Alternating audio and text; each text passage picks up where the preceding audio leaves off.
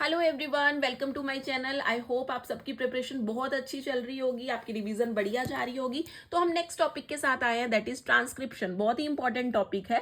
तो बेटा देखो, ट्रांसक्रिप्शन प्रोसेस होता क्या है। ये वो प्रोसेस है जिसमें जो जेनेटिक इंफॉर्मेशन होती है ना, डीएनए की एक स्ट्रैंड की, वो कॉपी होती है इनटू द आरएनए। मतलब डीएनए का एक स्ट्रैंड काम आता है यहाँ पे, उसकी इंफॉर्मेशन कॉपी होती है और किसमें वो कन्वर्ट होता है, आरएनए के अंदर। उसको आप ट्रांसक्रिप्शन बोलते हो। बेसिकली यहाँ पर क्या होता है, कॉम्प्लीमेंटेरिटी का प्रिंसिपल काम करता है। ठीक है, कॉम्प्लीमेंटेरिटी आप डीएनए रेप्लिकेशन में भी पढ़ चुके हो। ठीक है, मतलब बेसिस जो ज्वाइन करते हैं, जिसके साथ करना होता है, उसके बेसिस पे आरएनए बनता है यहाँ पे। अब यहाँ पे होता क्या है, डीएनए का सिंगल स्ट्रैंड, एक स्ट्रैंड कॉपी होता है इनटू द आरएनए। ये बात आपने ध्यान रखनी है। ठीक है, तो मेन अब बात करते हैं, यहाँ पे एक टर्म आती है ट्रांसक्रिप्शन यूनिट। देखो वो क्या होता है, transcription unit. Transcription unit DNA के अंदर ना तीन जगहें होती हैं, तीन रीजन्स होते हैं डीएनए में। पहला होता है प्रोमोटर, फर्स्ट इज प्रोमोटर। दूसरा structural gene, structural gene. Third region जो यहां होता है दैट इज टर्मिनेटर। तो there are three region in the fragment of DNA. जो ट्रांसक्रिप्शन यूनिट है डीएनए का, वहां पर तीन रीजंस प्रेजेंट होते हैं। प्रोमोटर, स्ट्रक्चरल जीन हो गया हमारा, और हमारा टर्मिनेटर हो गया।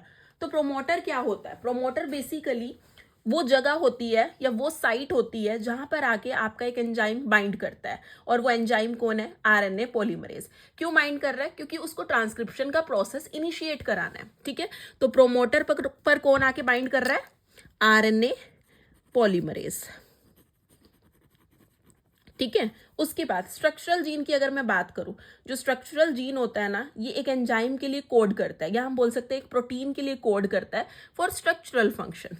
ठीक है, तो basically this codes for enzyme और प्रोटीन। ठीक है, उसके बाद अगला देखो टर्मिनेटर। ये वो जगह है जहां पर ऑब्वियस है ट्रांसक्रिप्शन आपका क्या हो जाएगा, एंड हो जाएगा। क्योंकि आपका प्रोमोटर पे ट्रांसक्रिप्शन का स्टार्टिंग हो रहा था, इनिशिएशन हो रहा था, तो टर्मिनेटर पे क्या हो जाएगा, ट्रांसक्रिप्शन का एंड हो जाएगा। है ना, तो ये तीन रीजंस थे यहाँ पे, ये भी आपको पता होने चाहिए। उसके बाद अब ध्यान से सुनो, इसको एक डायग्रामेटिक फॉर्म में देख लेते हैं। एनसीईआरटी ने भी ये डायग्राम दे रखा है। ये मैं डीएनए के स्ट्रैंड बना रही हूँ। These are the two strands of DNA. ये है हमारा 3' to 5', और ये है 5' to 3'। ठीक है, यहां पर इस जगह पर कौन प्रेजेंट होता है, प्रोमोटर प्रेजेंट होता है। Here promoter is present. ठीक है, तो this is the transcription start site, जहां से ट्रांसक्रिप्शन शुरू होती है। So this is transcription start site. ठीक है, उसके बाद ये जो एंड वाला पार्ट है, दिस वन, ये वाला जो रीजन है यहाँ पे, this is the terminator. Terminator obvious है, यहाँ पे ट्रांसक्रिप्शन का एंड होएगा। एंड ऑलवेज रिमेंबर कि जो आपके ये स्ट्रैंड है, नीचे वाला स्ट्रैंड जो है, this is the coding strand, इसको बोला जाता है कोडिंग स्ट्रैंड, जो आपका 5' to 3' है। और ऊपर वाला स्ट्रैंड है आपका template strand, template strand. And बेटा टेम्पलेट स्ट्रैंड को आप एंटीसेंस स्ट्रैंड भी बोलते हो, एंटीसेंस स्ट्रैंड। ठीक है, उसके बाद और कोडिंग स्ट्रैंड को फिर क्या बोलोगे, सेंस स्ट्रैंड, सेंस स्ट्रैंड। ठीक है, यहां तक क्लियर है। And this is the structural gene. ये क्या है, स्ट्रक्चरल जीन। ठीक है, अब देखो यहाँ पे क्या होता है, एक एंजाइम रहता है जिसको आप बोलते हो डीएनए डिपेंडेंट आरएनए पॉलीमरेज। एक एंजाइम की रिक्वायरमेंट होती है DNA dependent RNA polymerase. Obvious है, हमें यहाँ पर क्या बनाना है, आरएनए बनाना है डीएनए से। तो वो एंजाइम किस पे डिपेंड करेगा, डीएनए पे डिपेंड करेगा। और उसके रिस्पेक्ट में बनाएगा किसको, पॉलीमराइजेशन किसकी करेगा, बनाएगा किसको, आरएनए को बनाएगा। ठीक है, और ऑलवेज रिमेंबर कि जो ये डीएनए डिपेंडेंट आरएनए पॉलीमरेज होता है, ये डीएनए की रेप्लिकेशन में हेल्प करता है। पॉलीमराइजेशन एक ही डायरेक्शन में कराता है, दैट इज 5' to 3'। ठीक है, इस डायरेक्शन में रहेगा काम आपका। तो जो डीएनए का स्ट्रैंड जिसकी पोलैरिटी 3' to 5' है, ऑब्वियस है अगर ये एंजाइम इस वाले में वर्क कर रहा है तो आपको जो strand as a template strand लेना है उस स्ट्रैंड की पोलैरिटी क्या होनी चाहिए, 3' to 5' होनी चाहिए, तभी तो उसके रिस्पेक्ट में आरएनए बनेगा ना 5' to 3'।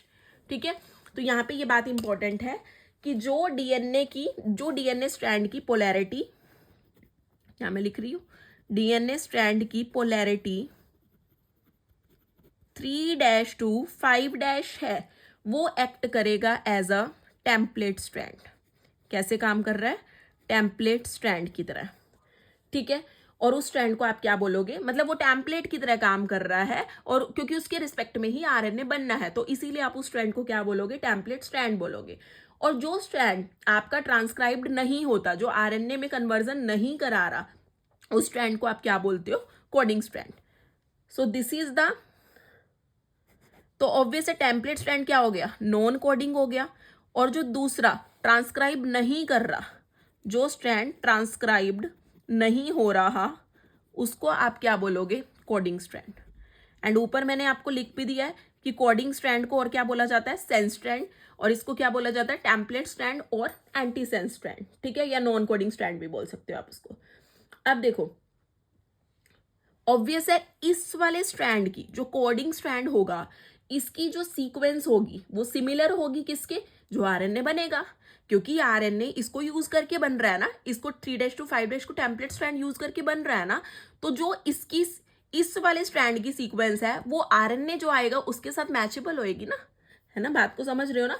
बस फर्क सिर्फ कितना होएगा कि वहां पर आरएनए के अंदर हमारा थाइमिन की बजाय क्या प्रेजेंट होगा, यूरेसिल प्रेजेंट होगा। ठीक है, I hope this is very clear to you. ठीक है, इसके बाद आपको और क्या ध्यान में रखना है, यहाँ पे ये प्रोमोटर जो जगह है, ये प्रोमोटर हमेशा लोकेट कहाँ होता है, 5' एंड पे। यहाँ इस वाले स्ट्रैंड के रिस्पेक्ट में आप लेते हो, जो डेफिनेशन लिखते हो, टुवार्ड्स 5' एंड होता है, जिसको अपस्ट्रीम बोला जाता है, अपस्ट्रीम ऑफ स्ट्रक्चरल जीन। ठीक है, और ये आरएनए पॉलीमरेज की बाइंडिंग कराता है, मैं आपको बता चुकी हूँ। और वो सीक्वेंस डीएनए का जो टुवार्ड्स 3' एंड है, 3' एंड डाउन स्ट्रीम, ये डाउन स्ट्रीम है ना 3' एंड में।